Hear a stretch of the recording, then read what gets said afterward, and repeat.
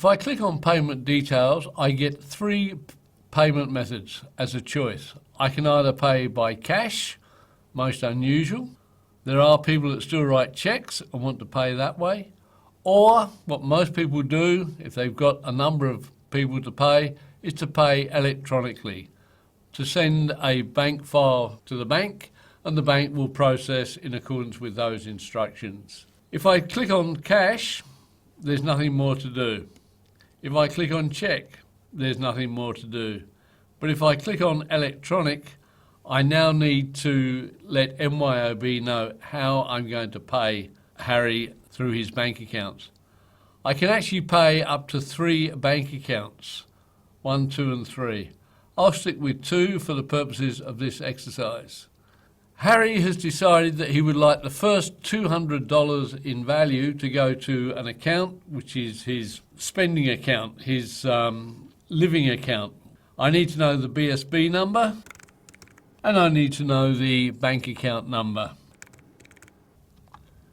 The bank account name is probably going to be his own name. The value could be either a percentage or an amount. We're actually going to make it an amount of $200 and change it from a percent to a dollars. The statement text is what I want Harry to be able to see on his bank statement so he knows where the money has come from. In which case it's my company. The balance of the pay that is due to him goes to another account of his.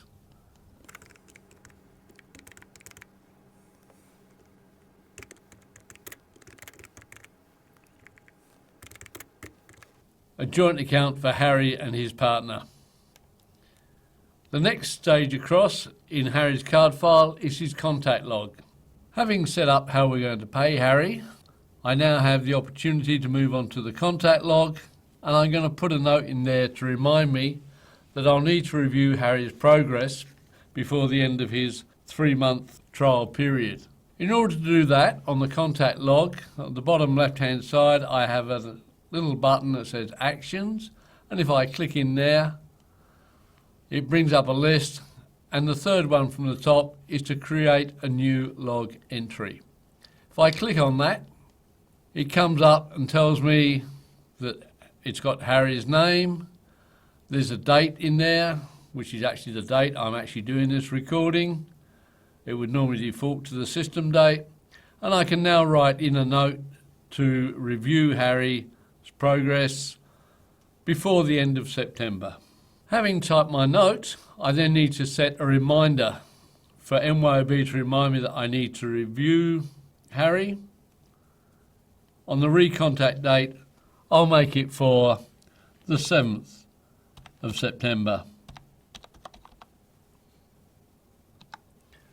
And now all I've got to do is to record that log, and there on the list of Harry's contact log is a review Harry prior to September. This can be a very useful tool in keeping an eye on people's birthdays, for example, and other things like that. If you're of that mind, when they're going possibly on holiday, if they've talked about it, if you need to get in replacements, temporary staff, etc., that a reminder will come up that these things are happening. If I was using the time billing job costing part of MYOB, then the jobs tag will be highlighted and I'll be able to look at the jobs that Harry was involved in. I can also look at Harry's history. Now the history shown up there is the history of his purchases and sales from and to the company. It is not a history of his pays. In order to look at the pay history, I need to go to his payroll details and look at pay history, one of the cards in there. We've now finished setting up the payroll information for Harry.